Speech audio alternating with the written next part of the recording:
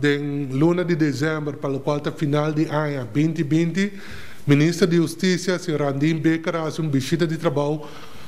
na Barcadeira, para o qual tem edifício de imigração Aruba e também de Corpo Policial Urbano. Caminha arriba a petição de sindicato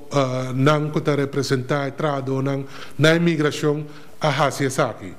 Me tenho visa para o qual está motivo de visita, pelo qual nós pedimos Ministro de Justiça para que aqui tabatata para Miranda hecho com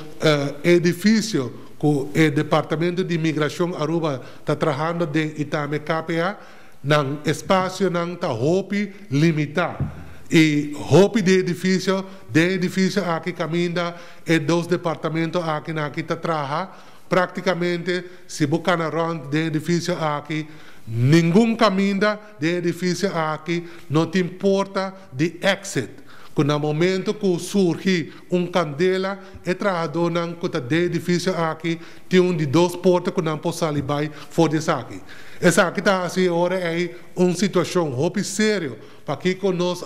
decidir agora de fazer uma invitação na Ministra de Justiça para ela vir visitar a oficina aqui, Ribawaf de Barcadeira, caminha a dar-lhe recorrido não somente para o qual tem edifício, mas falta candidato de material caminha oficial de imigração Aruba, zowel es de KPA, por fazer um trabalho no momento aqui. Se você edifício mesmo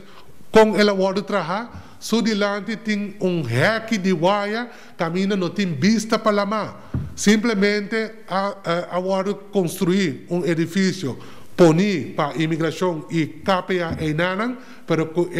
vista para lá não te são mais adequado. E fora de nanan também me visa que já que nós papiando riba proteção de fronteira, agora me punta me está aqui proteção de fronteira, bota papiando de Jesse, bota tra edifício, ponendo aqui delante wire para oficial não pode quem está bem e quem está bem no momento aqui, em todo caso.